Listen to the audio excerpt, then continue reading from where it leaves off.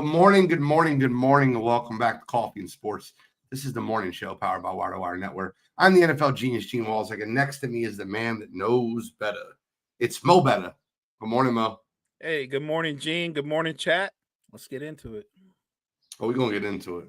We had, listen, I know it wasn't opening night of the NBA last night, but for all intents and purposes, I know you're a Lakers fan, but most teams started their NBA season last night. And last night to me was like a true opening night for the NBA. Not just like and I say that in the NFL too. Week one, the Eagles playing the Cowboys on Thursday or the Chiefs Chargers. That's not the opener to me. That opening Sunday where you get every slot of games. You see Cooper Flag not having a great debut. Victor Wembanyama, the alien, dropping 40. Him as well as Tyrese Maxey and the Ant-Man all dropping 40 on opening night. Great night of NBA action, Mo. It really was. I was switching back and forth between so many different games. I was invested in the Sixers game only because I was curious what to see rookie VJ Edgecombe was going to do. This guy comes out, and I know Maxey had 40, but Edgecombe looked like the best player on the floor. Easily, he looked like the best player on the floor. I was blown away by how easy he could blow by people. Like no one literally could stay in front of him. And when he wasn't doing that, he looked like the best shooter. Like I was like, he can shoot that good. That's part of his game. Because if he's going to shoot that well, the Sixers are going to be scary. VJ Edgecombe. And here's the one thing I'll say this, right? I think that people need to slow down on it's better than Cooper Flag. The Sixers got the best rookie. Cooper Flag has a really bad opening night, and it was very obvious. At first, he was tentative. Then he made a shot. Then he tried being aggressive, and they weren't going down for him. He had a rough opening night. He's going to have a long NBA season and a long NBA career. Slow down with the hype. I want to be clear. I'm thrilled that VJ Edgecombe had a great. And if the Sixers have the best, number one pick in this year's NBA draft, I'd be thrilled with that. But let's just slow down a little bit. I agree. Look, it was an entertaining night of basketball, and a lot of guys put up big numbers. We could do a whole show on whose numbers are sustainable and who's not. And I'm talking about from the top to the very bottom. Like you said, Cooper Flag had you could say, disappointing debut, but he had a disappointing debut on a night where he was playing against an alien. And the alien was by far the best player on the floor, and that's not Cooper Flag's fault. That's about the alien. So I think, is Cooper Flag going to be fine? Yeah, I think he's going to be fine. The only thing I've ever questioned with Cooper Flag was not his talent, not his potential, only if he were going to reach his potential. And I have no idea of knowing that. That plays out during the course of not just this season, but the next season, because he is a rookie. So I think Cooper Flag's going to be fine. He was just playing against somebody from another universe. A game that got lost in the mist last night.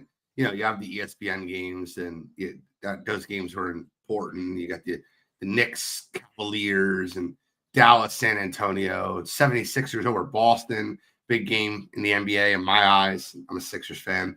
But how about, I think it was like 5 years ago, number 1 and number 2 NBA draft picks looking like number 1 and number 2 NBA draft picks. Zion Williamson versus Ja Morant. In a game in which I was just like, these guys are guys. I liked it. Like Ja looked pre-injury Zion looked in shape. He looked good. Did you catch any of Ja Morant versus Zion Williamson in Memphis versus New Orleans? I did. That's another entertaining game. I thought, okay, this is the Ja Morant that people thought could potentially be the face of the league, which is great for the league if he can recapture his pre-injury form. He looked terrific on his opening night. I'm rooting for Ja Morant. I'm rooting for Jaren Jackson because my concern, and again, it's just one game, that Memphis was closer to a rebuild than a playoff burst. So it's great for them. And if can stay healthy, because we have to say everything would stay healthy, I do think he's going to give the Pelicans a shot to get into the postseason because really, if you look at their roster, top to bottom, they don't lack for talent. They just lack for chemistry. Jazz blew out the Clippers, the old men Clippers. Oh, I watched that game, went away from that game, came back to that game, and they were still getting blown out. Look, I can hide the lead as much as I want. I could try my best to hide the lead. But this morning when you wake up and you hear news of Terry Rozier and Chauncey Billups arrested this morning for a gambling probe in the NBA. And listen, when Shams reports something, I believe it. Like it's not, he's one of the best at having his hand in the NBA pot. So in order to talk about this a little further, I'm going to bring on an NBA expert, and he's not guarding the 2. He's guarding the 3. And Mr. Brett Guardy 3. Brett, waking up this morning and seeing that not only listen, we've seen the stuff with Terry Rozier. The Terry Rozier stuff is actually obvious. Like it's super obvious. So many bets were placed on his under, and then he leaves with a foot injury almost immediately. And then he's fine, right? There was no that stuff is obvious. A head coach in the NBA, the Mafia, Chauncey Billups. What is going on, Brett? It's wild, especially when it comes to Chauncey Billups, because Terry Rozier, I just never understood that. Like, these guys aren't hurting for money. And if you're that worried about your friends making money, just give them a loan. They've both made enough money at this point in their career.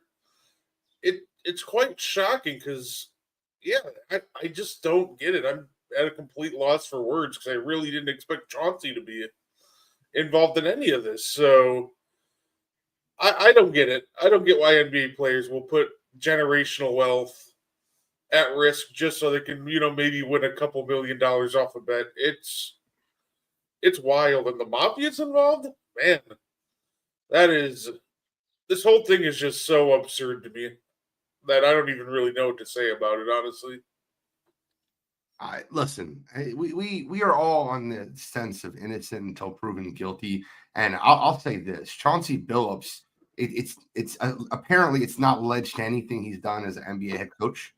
So I don't know if it's point shaving, what type of gambling it's involved in. But Chauncey Billups hasn't played in the league in a while. So I don't know what the Chauncey Billups is. And before I have all the facts and I have fully understand, like the Rozier stuff, like I was talking to Mo pre-show, you can't argue the Rozier stuff. I don't think you can argue the Rozier stuff. But the Billups stuff, I don't have enough information on. Mo, what were your thoughts when you seen the Rozier and then the Chauncey Billups arrest this morning? Look, I think Brett said it right. You wonder why some of these players will be willing to risk generational wealth to even get involved in the orbit of people that do these kind of things. But to your point, innocent until proven guilty. Because I know a lot of people, they were putting dirt over Malik Beasley, and because they said Malik Beasley did it, and they said FBI and this and that, and it come to find out he didn't do anything. He wasn't guilty of anything. So I don't know. I'm disappointed in the fact that his name came up in it, but we're gonna have to get more information as the case develops. With Billups, it's a little murkier because they're not really clear on what the actual charges are or what he's being accused of. I would say this, so I don't go too deeper into this. If and when one day Wire to Wire Network decides to dip its toe into the political arena, I'll jump on that. Give me one policy wonk, I'll hop on that. So first of all, I respect that, Mo, and I understand what you're saying, and I can read in between the lines. And I'm with you. So let's be clear there. I do want to say that I would be really disappointed if it turns out that there's circumstantial evidence and you're arresting a current head coach in the NBA. That would be extremely disappointing. Like, I think that logic tells you that there has to be more than circumstantial evidence to do that. But I mean, nowadays you don't know, right? You don't know what ends up happening. But like, I would be extremely disappointed if I found out that the evidence was hearsay or, it was, well, he might have done this. Because when you take a current NBA head coach, that, by the way, Portland played a hell of a game last night. They were in that game the entire way through. Versus, needed a great performance by Anthony Edwards to get the win. But I would be disappointed. Brett? Yeah, absolutely, that's just crazy because he's got Portland playing so well. They played a great game, like you said last night. Had a lot of promise coming into the season and last year. So, like I said, if he actually gets indicted or if he gets proven guilty on something, it'll be really, really disappointing. So, well, I have to wait and see. But yeah, that was a lot to wake up to at 8 a.m. So. I would just say also, look at the climate that we're in. I wouldn't be disappointed at all. I would nod my head and go, that's par for the course. I would just say, look at the climate that we're in. You don't actually have to be able to prove anything to make an accusation. You could just make an accusation. I mean, that, once again, you're not wrong. You're not wrong. Kind of wanted just to we had to touch on it. It's the biggest news of the day. Like I said, the Rozier stuff I think is fairly obvious. Very, very similar to the Jonte Porter stuff. But Emmanuel Clase stuff. I think that those things are so obvious in the eyes of the public, in the eyes of the gambling world. I mean, if you know like the trends between over-unders, and I gave you an example of like, let's just say, in any given night, $30,000 is the average bet on an over-under for a role player in the NBA. And in one night, there's $350,000 bet on one player, like giving you an example of 10 times more. And it's all bet on the under. And all this money comes in on the under. And then a couple minutes into the game, he leaves with a foot injury that doesn't keep him out of action long. He just, they cash the under, and then that's that. I think that's really damning. And if fool me once, shame on me. Fool me twice, shame on you. It happened twice, in which that same trend happened, where he was 50 times more bets on his unders, and then he left the game very early in the game and didn't return. I don't know if he's telling like his buddy, I'm going to test this foot out. I'm not sure if I'm going to play, so you might want to throw some money on the under and have all his friends get rich. I don't know. But I will say, insider trading is a thing. Right, you got a bad mic. I just muted your mic for now. You're really bad feedback. But I do want to ask you guys this, and unmute as soon as you're good. But I do want to ask you guys this. Last night on Wire to Wire, we gave our NBA champions predictions. I'm sure on N1 podcast, I don't know if you guys gave it last week. I didn't hear it if you did, but you'll probably give it this week. And I like to project before the season starts. And if you don't mind, giving me a little bit of a teaser, or if you want to let me know, I'm going to tell you my NBA championship prediction this year. And I think that the obvious pick this year, like the favorites pick, is like an Oklahoma City Thunder versus the New York Knicks. That's like what a lot of people, I don't have either one of those teams. I have a standard pick and I have a dark horse pick. And the dark horse pick was 0-1 now. They lost the game they should not lose last night. But for a standard pick, I went with the Orlando Magic losing to the Denver Nuggets. That is my finals prediction. I have Nikola Jokic as becoming MVP once again. I think he is the most consistent thing in the NBA. There's no voter fatigue for a year that he did not win the MVP. And then for my dark horse prediction in the NBA, I had, Mo's going to hate me, and that's okay. It's my one last ride, I call it. I got myself, Golden State Warriors and the Detroit Pistons. I can't give up on my Jimmy Butler, my Steph Curry. It's like I'm living in my heyday of Golden State Warriors basketball, but I have the Warriors Pistons as my dark horse selection. Mo, Brett, who do you guys have, or who can you tease me if you're going to give it away tonight? So in the East, I'm with you. My standard pick is the Orlando Magic.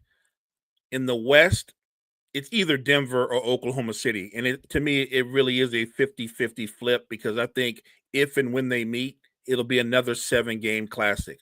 I don't have any other team in the West being a potential title contender. I think there are a lot of really good teams, but the two deepest, most complete teams are Denver and Oklahoma City, barring a major trade that nobody can foresee coming.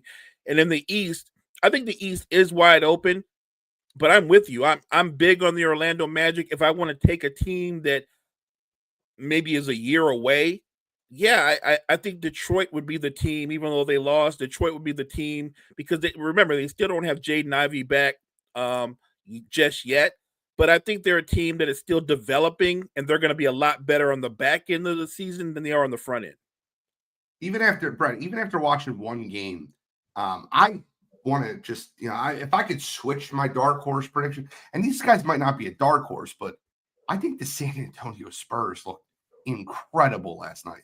If Wembanyama is giving you that every night, and you haven't got the Aaron Fox back, you're going to get Fox back eventually. You got Stephon Castle. How far are the Spurs away, Brett? It feels like the Spurs are. I think they're still going to be like a year away. I like Wemby. I just don't know how, guys like, Harper, how is Castle going to look in the playoffs? I don't know how these other young guys are going to look in the playoffs. I have no doubt Wemby's game will translate. I just don't know about the rest of the young guys, but I fully believe in Wemby. I'm all on the Wemby train. It's funny because all three of us picked the Magic coming out of the East. My regular finals prediction was a 1995 finals rematch of Magic Rockets. And my dark horse, I'm trying to remember the East team I said. I remember for my bold dark horse prediction, I picked the Clippers coming out of the West. That was dark. And I believe it was Detroit Clippers for my bold prediction. It's just interesting the way everything breaks down. Is you have a lot of teams in the West that I think if they were in the East, they would win the East. And I'll give you an example of what I mean. Oklahoma City runs through the East. Denver runs through the East. Houston runs through the East. I think the Spurs could win the East. I think the Warriors could win the East. And I know that's me being a Warriors. I get it. But, I think there's I think the Lakers could win the East. No. I don't think the East is good. I really don't. And last night, you seen a historic performance from VJ Edgecombe. I would love to believe that Tyrese Maxey and VJ Edgecombe, the future of the 76ers, you're getting me bought back in. I'll tell you this. The 76ers looked really good when Joel Embiid was not on the court. But when Joel Embiid was on the court, I got to check his plus minus from last night. It's got to be terrible. Now, I know he started the game, so he probably had a pretty good plus minus in the first quarter. He was minus 16 last night in the game that they won. He had the lowest plus minus in the team. Quentin Grimes off the bench, a plus 18, was the highest. I think it's very telling when you're supposed to be the former MVP coming off knee surgeries. You're the franchise player. He's not the franchise player anymore. I will give him time to get in basketball shape, but the 76ers look like a really good team when he wasn't on the court. And when he was on the court, they looked pedestrian. and he wasn't moving to be able to protect the rim, which is what you rely on with Joel Embiid in that 7-foot stature. Mo, I know you commented on this. I'm just would love your take on that. That was where I was at before the season. My conversation was they had to move away from Embiid being the focal point, and they had to focus on Maxey, focus on McCain. I didn't know that Edgecombe could be what he is, but you get McCain back and you have that guard trio, they're better when the Sixers play fast. When you have the perimeter talent that they have, they need to play fast. And this version of Joel Embiid is a slow, lumbering type of player that just gets in the way. When he's on the floor, the offense is stagnant because they have spacing issues because he's in the paint, clogging up the paint. They don't need look. If I were Daryl Morey, he'll never do it because Daryl Morey is ultra hard-headed. I would move Joel Embiid ASAP. You don't need he's not movable. Need him. You don't. My point is though, he what's holding the Sixers back from taking that next step to being relevant again? It's Joel Embiid. They can move away from him. They don't need him. Unless you're just saying send him home and sit him on the bench, you can't move him. He's not movable. That contract, it's not movable. You know what? Normally I would agree with you, but there are some really bad and really and really dumb franchises in the NBA. I can tell you right off the top of my head, Sacramento, Utah, you name it. There is a litany of bad franchises that would take. You might not get a lot back, but you don't need a lot back. You just need a cap space that would take Joel Embiid off your hands. Go ahead. This is 76ers team also missing another guy that has bad knees last night, and Paul George. Are you ready? Are you excited to get him back? No. Do you think the Clippers, a lot of his former friends, would move Zubac for Embiid straight up? You know, the crazy part is the Clippers would probably be like, nah, we're good because right now Zubac is exactly what they need, even though they lost the other night. And by the way, he's one of the few players on the Clippers that's under 30. Look, I just think the Sixers, to me, you've got a lot of talented wing players. And I think the Sixers are going to make the playoffs. I think they're going to make the playoffs despite whatever version of Joel Embiid is. When you have that kind of perimeter talent in a perimeter-driven league, the Sixers are going to make the playoffs. Bro, what are your thoughts? It feels like we'll know by game 20, or 25, who the 76ers really are, or if Joel Embiid's going to actually be able to round back into playing shape. Because I'll give him some grace. It's one of those things with Embiid. I get it. He hasn't played in like a year and a half. So I do like the 76ers like depth. I think that can make things really interesting. But it just feels like guys like Joel and Paul George don't really fit what guys like Tyrese Maxey, Edgecombe, eventually Jared McCain want to play. It's something I was concerned about last year when they signed PG. You want Maxey to run, and you want him to run fast. You had Edgecombe, you want to play fast.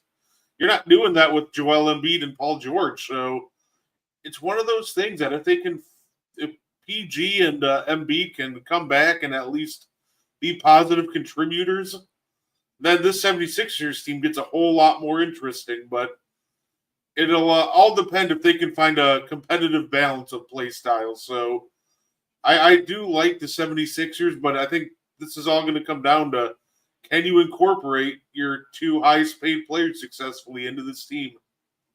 That's the problem. Right now, aren't they both basically anchors around the franchise's neck? Absolutely. I do want to touch on something else that, Brett, Mo, you guys are big basketball guys. Do you know who Dominic Barlow is?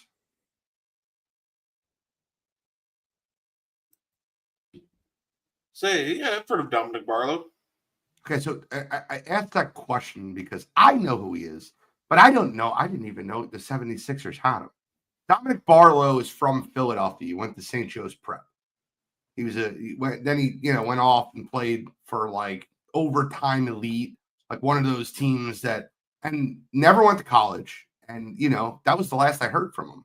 And then he was like a role player in the NBA. I just didn't even know. Like, I had no idea that he was a role player in the NBA for a couple of different franchises. I think he played for the Spurs, and then he played for the Hawks. And he really didn't play much. Averaged 3-4 points a game, 10 to 14 minutes. He started last night for the 76ers, played 34 minutes, and I'm like, wait, is that Dominic Barlow from Prep? Like, the guy, like Dominic Barlow from Prep broke so many high school records in the city of Philadelphia, the same city that hosted Rasheed Wallace, Wilt Chamberlain. Like, he broke so many records in high school that you couldn't. DeJuan Wagner was the last guy you heard about from this area that, and he wasn't even from Philly, he was from Camden. But Barlow, who went to Prep in Philly, is now starting on the 76ers. Now, granted, that's because Paul George didn't play, but over a guy like Quentin Grimes, and Paul George is not there, and Justin Edwards, who was a McDonald's All-American. The 76ers have a lot of depth at the wing position of young talent. If you can move Paul George and Joel Embiid for a bag of Doritos, I don't even care if they're nacho cheese. They could be the Cool Ranch, and I don't even like ranch. I really would be interested in watching this young team grow. And the Dominic Barlow comment to me was just, I was so shocked. I didn't even know he was on the 76ers roster, and I'm a 76ers fan. I looked at depth chart after depth chart after depth chart, and I've seen guys like, I'm like, oh, well, they'll start Justin Edwards to start this season, or they'll start, obviously they're going to start Quentin Grimes after the way he played last year. Like, I knew for certain that Dominic Barlow wasn't starting in the lineup until he started, and he played his ass off last night. The 76ers still don't have Jared McCain. They still don't have Paul George. They still don't have, a semblance of Joel Embiid, but they looked good last night. I'm calling up Brooklyn. Because Brooklyn, they love taking on stars at the end of their careers. Or I'm calling up Brooklyn, and I'll take back Cam Thomas and Nicholas Claxton. Give me those two. Give me those two for Embiid and Paul George. Better be ready to attach picks, because they're not going to give those two up willingly for those two. I'll take cap space. You know what? If you ain't gonna give me the players, how about just give me the cap space? Yeah, I mean, kind of moving on. Last thing I want to say with the 76ers is, I just want to ask you this question. I want to see if it's an overreaction or not. By the way, we'll get right to this because Control use this as you got to be kidding me, and it's hilarious. But after last night, have you changed your prediction on who will be Rookie of the Year?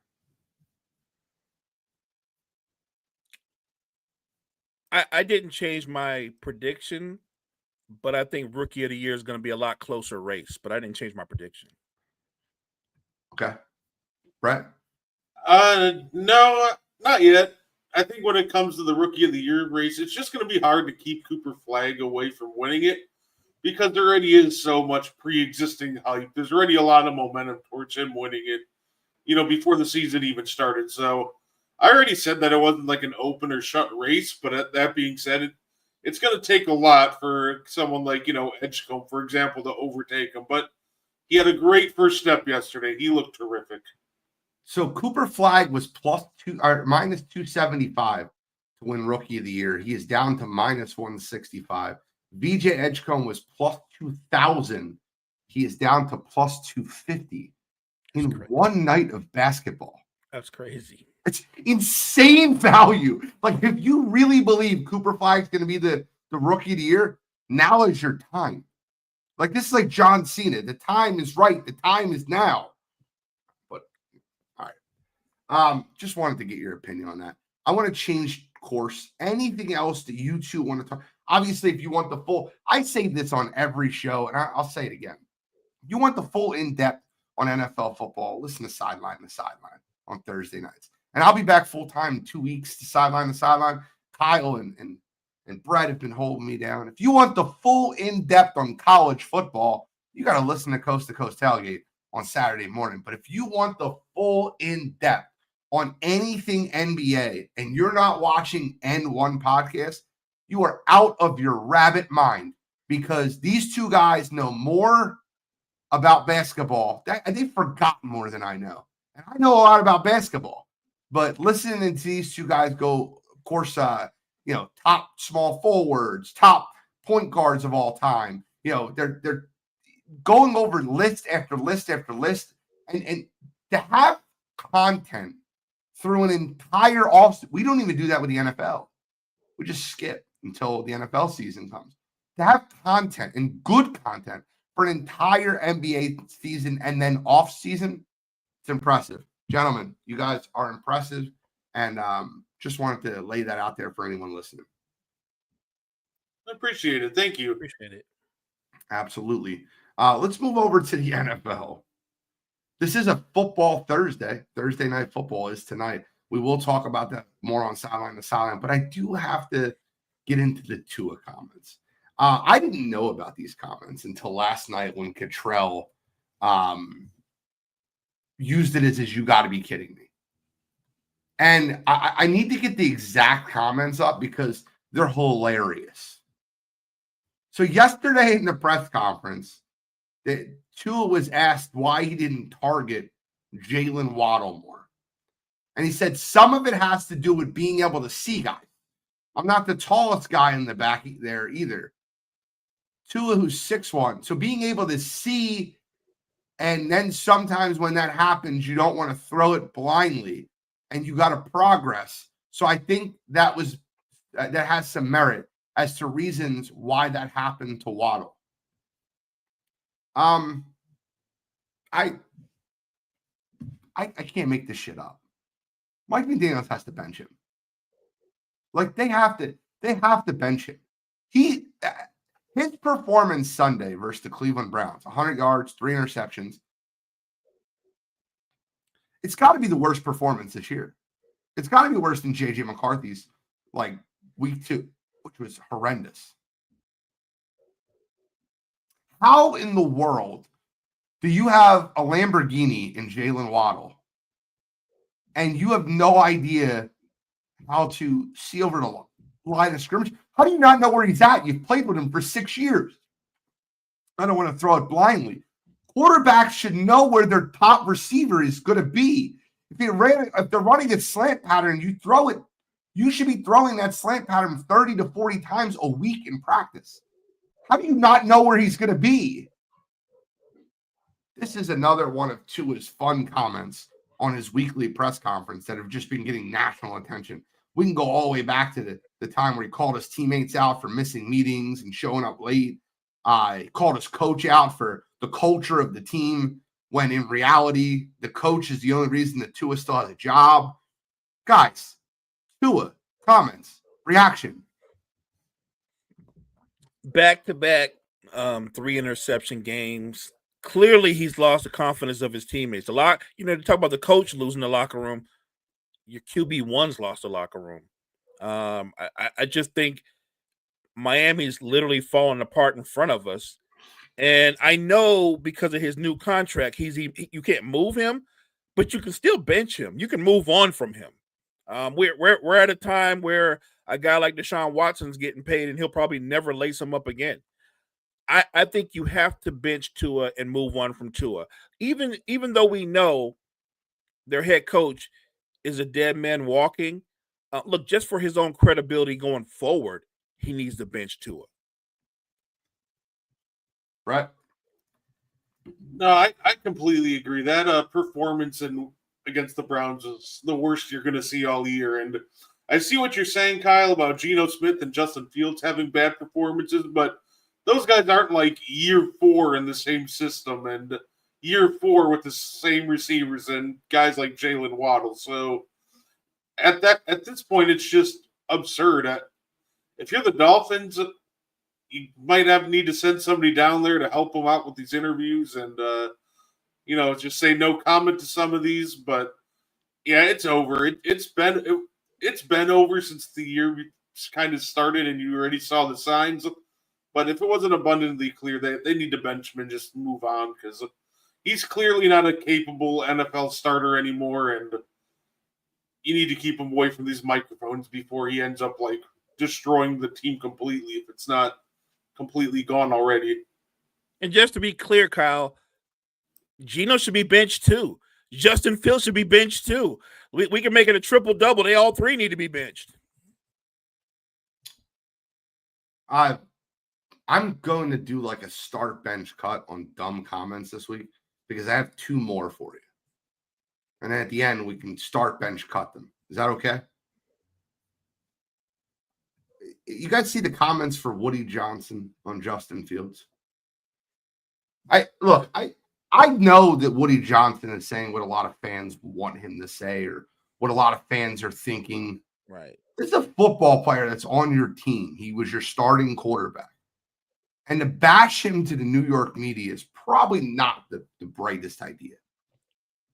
Johnson created a firestorm when he said it's hard when you have a quarterback with the rating that he's got.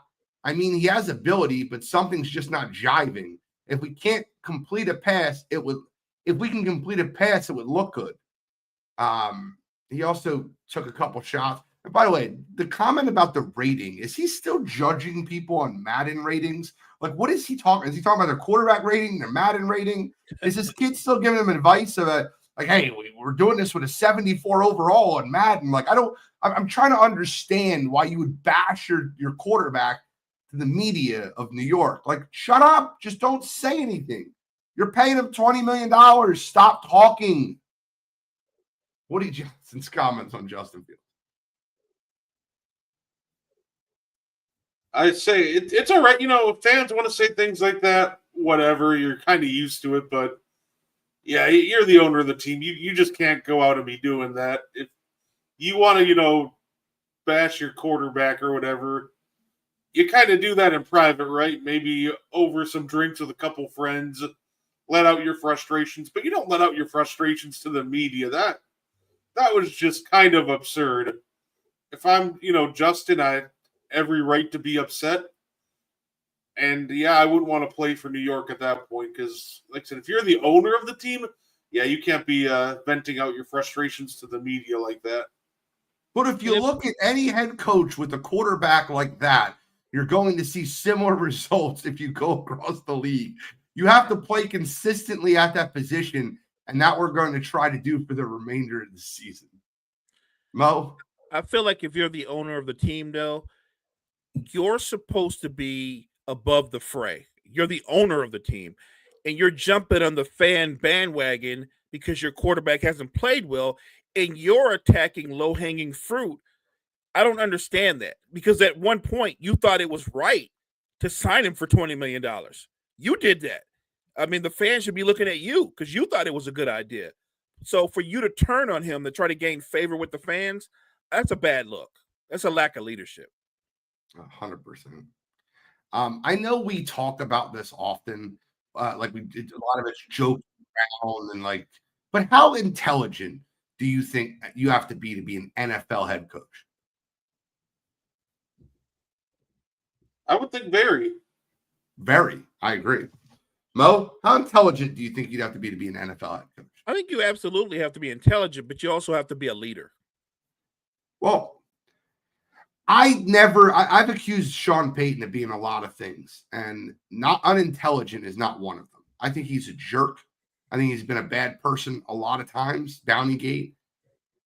When he said what he said to the media on Monday, there was no question as to what he was trying to say. I have a ton of respect for the Giants organization. I spent 4 of my early years there coordinating a Super Bowl, the first game in the stadium before 9/11. Close with the Mara and Tisch family. They found a little spark with that quarterback.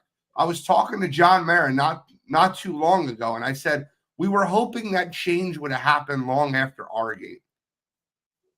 Well, the change was from Sean Payton's former quarterback, Russell Wilson, to Jackson Dart. Russell Wilson, of course, seen the comments and responded with, I love what Russell Wilson responded with. Classless, but not surprised. Didn't realize you're still bounty hunting 15 plus years later through the media with laughing emojis and then the catchphrase, let's ride. Sean Payton's response is, I did see it. In the euphoria the game unfolded, that was strictly about Dart. And in no way in shape or form was that directed at Russ. And I might be able to see how he might perceive that.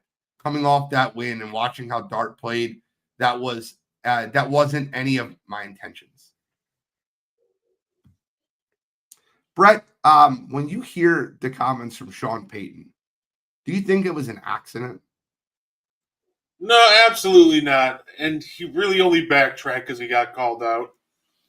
So I don't think it was an accident. I think he knew exactly what he was doing. Sean Payton is one of those guys that he's not dumb. He knows exactly how these guys are going to take it. I thought, his comments were clear as day. And to get Russ mad enough that he actually breaks his, church boy choir, gimmick that he's got going on over there and, breaks his silence and claps back, he has every right to do that. He had every right to be upset. So Sean Payton knew exactly what he was doing. I don't want to hear any excuses from him. Mo? He was being a jerk. He doesn't like Russell Wilson on a personal level. He didn't like him. And he was being a jerk. And he got called out. And so he backtracked. Look, I want to remind people, Sean Payton coached Drew Brees for years. And Drew Brees is a great quarterback, Hall of Famer and all that. But do you guys remember the end of Drew Brees' career? It wasn't storybook. It wasn't pretty. People were saying, but because people liked Drew Brees and they admired Drew Brees, they didn't say he looked like trash or booed him or whatever. I'm just saying we pick and choose who we like and how we want to look at them. But the ending of Drew Brees' career was every bit as ugly as Russ's. The only difference is he didn't change teams a bunch of times. So I think people choose and pick who they want to go after. Russ is easy to go after because he's horrible in interviews because everything he says is generic. And maybe the most spontaneous thing he's ever done is the clapback to Sean Payton. Got to give credit where credit is due. I love the clapback. And to make the mention of the bounty gate, I think that was a very smooth response. Whether it was him, Sierra, or his PR team, it was a good clapback. It was probably her. Last on the NFL, and then I got one more topic afterwards. But last on the NFL, the game tonight, you got Thursday Night Football. You got a big game between the Minnesota Vikings, who are 3-3, at their crossroads. Carson Wentz will be starting, it looks like, again, versus the Los Angeles Superchargers, who are super injured. Who do you like in this football game and why? I'll start with Mo. I'm going to go with the Chargers. Minnesota has more talent, more explosive players, and yet I think that Carson Wentz will give the Chargers opportunities to make picks, to get turnovers. I will say this, Brian Flores is obviously a great defensive coordinator. It's going to be a struggle for the Chargers to generate offense, but I think if they get those turnovers and get a short field, I think the Chargers find a way to win a close game. Opened up at 2.5. It's up to 3.5 now. Brett, who do you like in this football game? Vikings at Chargers in SoFi. I think this is going to be such a fun and close game. But you know what? I'll go with the Chargers as well. I think their biggest challenge is really simple. One thing they've been bad at this year is keeping Justin Herbert upright. That line, ever since obviously Slater and Alt are both out, has struggled to do that. So I'm curious to see how they'll respond to some of these really creative Brian Flores blitzes. But I just, at the end of the day, this one just comes down to I trust Justin Herbert a whole lot more than I trust Carson Wentz. So I feel like the Chargers defense will be able to turn them over at least once, and I think that'll be all the difference in this game. I'll say this. They could be getting a little bit of help. Joe Alt is listed on the questionable list. And listen, a lot of people have been ruled out already. I think that them keeping Joe Alt questionable might be what they're going to get back at right tackle or left tackle for them. Joe Alt might play tonight, and if Joe Alt plays and Mekhi Becton, who's no longer has an injury designation, and then Trey Pipkins, who is their original backup right tackle, plays, he's listed as questionable. I love the Chargers in this football game. It's not often where I know 100% where someone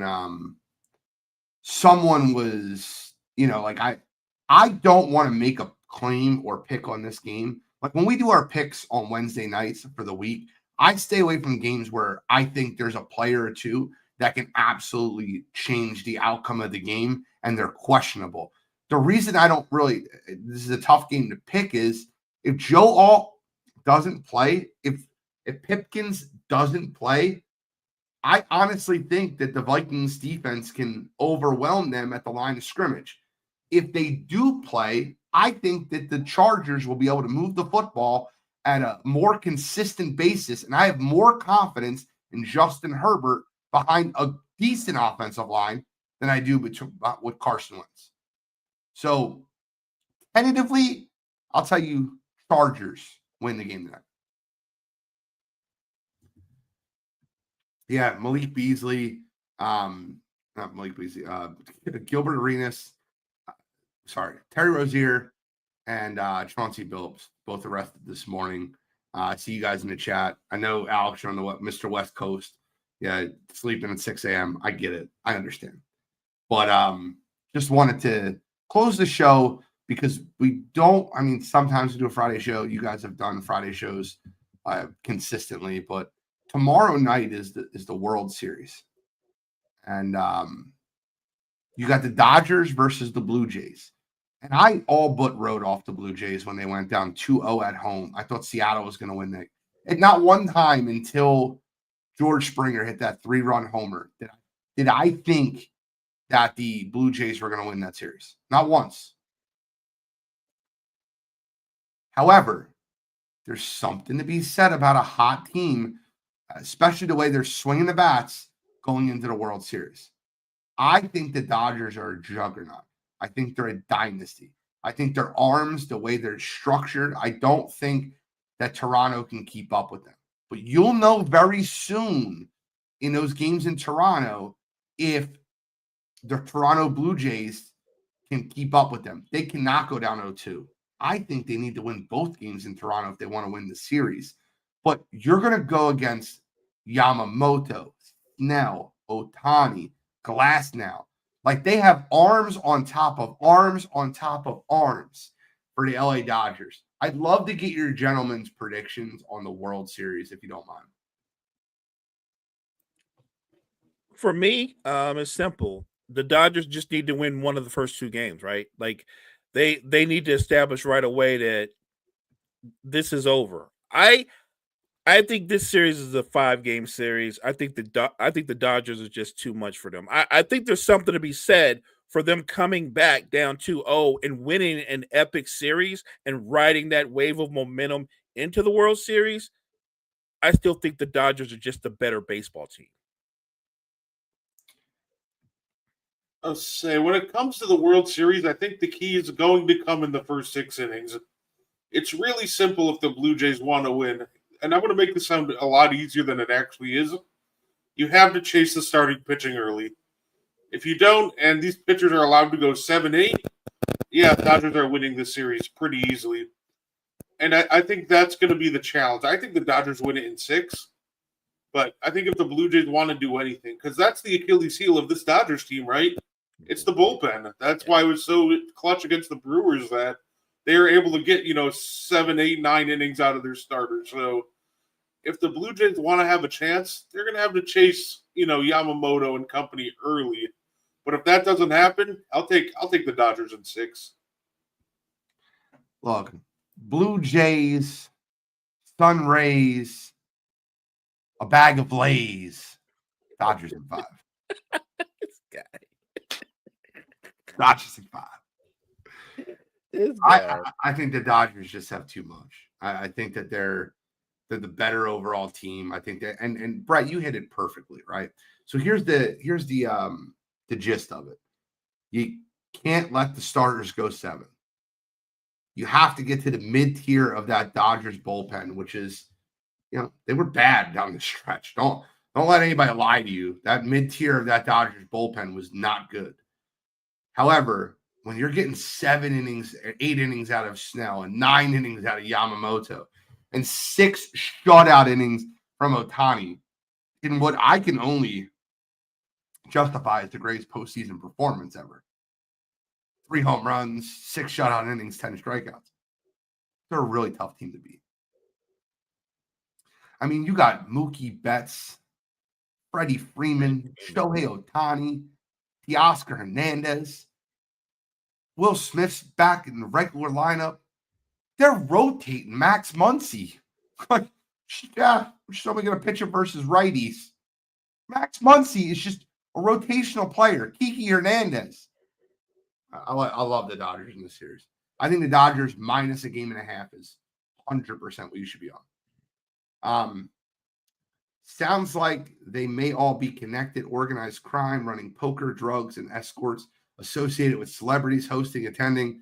The Gilbert situation had human trafficking accusing when first broke that story. Okay. I guess we'll find out. What? Yeah, we'll find out. That's wild. That's wild.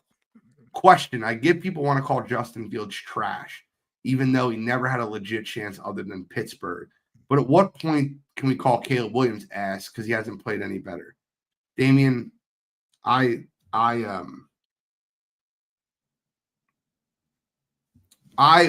was the last of the Mohegans that was holding on to hope of Justin Fields. If I give up on Justin Fields, I don't want to hear he didn't have a chance. He signed there as a free agent. Pittsburgh, I could argue. Chicago, poor coaching. He signed there as a free agent to play with a college wide receiver that he played with prior. Justin Fields has played bad football. They paid him $40 million and they're benching him for a career backup in Tyrod Taylor.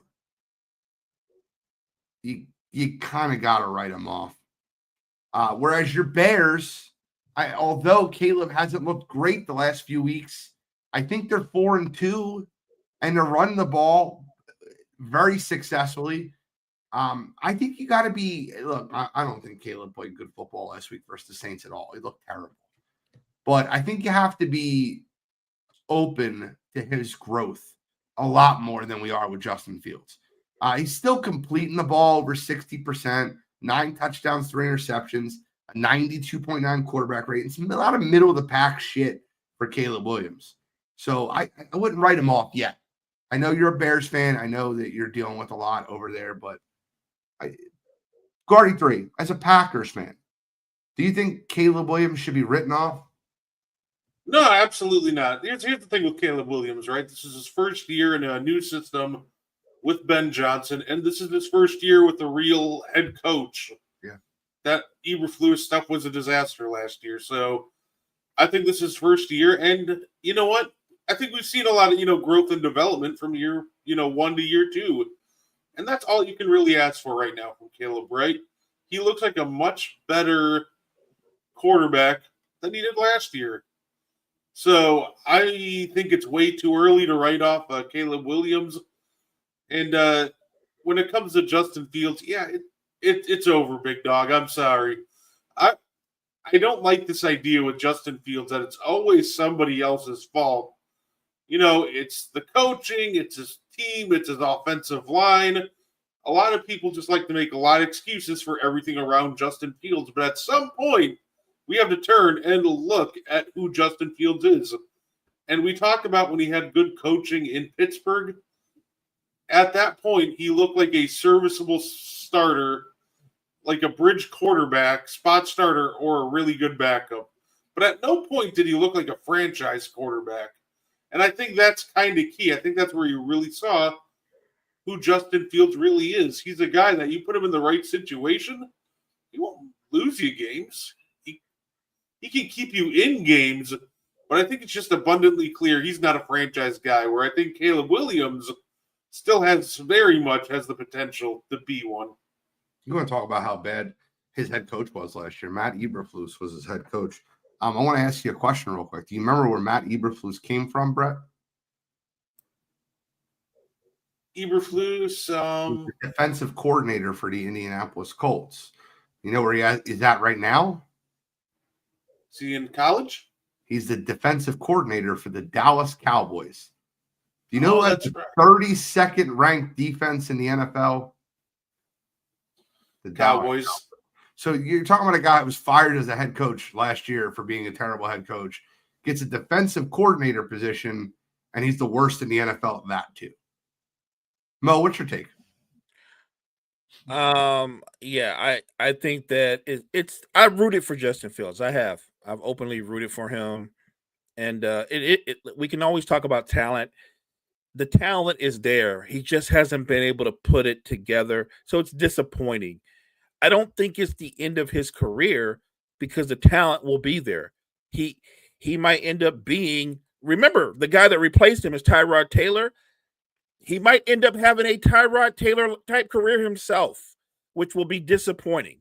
Look, I've been on that train. Sometimes you get it right, and sometimes you get it wrong, and you don't know why you get it wrong.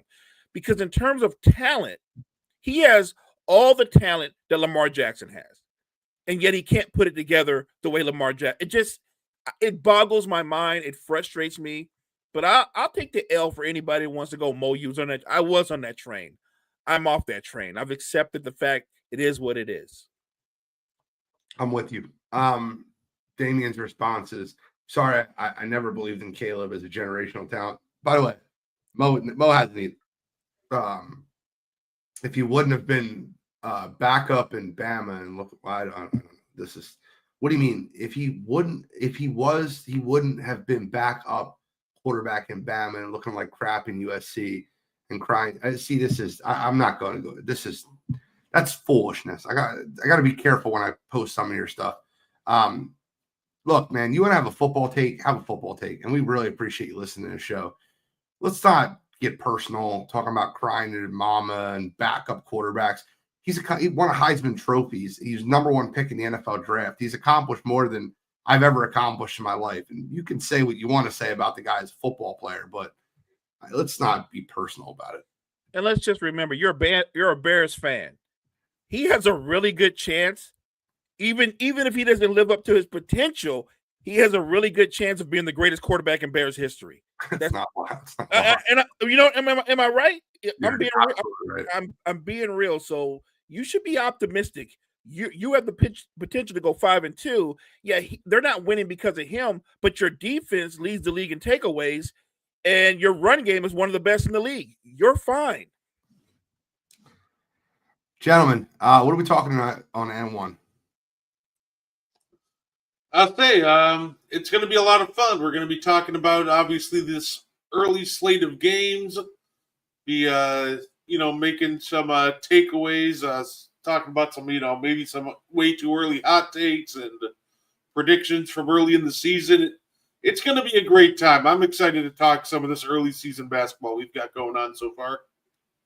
Brad, it's always great to have you and Mo and being able to talk chop up sports with you guys on the morning. I appreciate you filling in for me yesterday and being ready for today. Schedule eased up a little bit today, so I was able to hop on here for an hour. Mo, any final thoughts? No, I love the chat, love the energy. Appreciate you guys for getting up early with us. And just check Brett and I out tonight at N1 at 9:00. All right, check us out, Wire to Wire Network. I'm the NFL genius, Gene Walzak. He's not guarding the 2, he's guarding the 3. And the man that knows better, it's Mo Better. And we are signing out.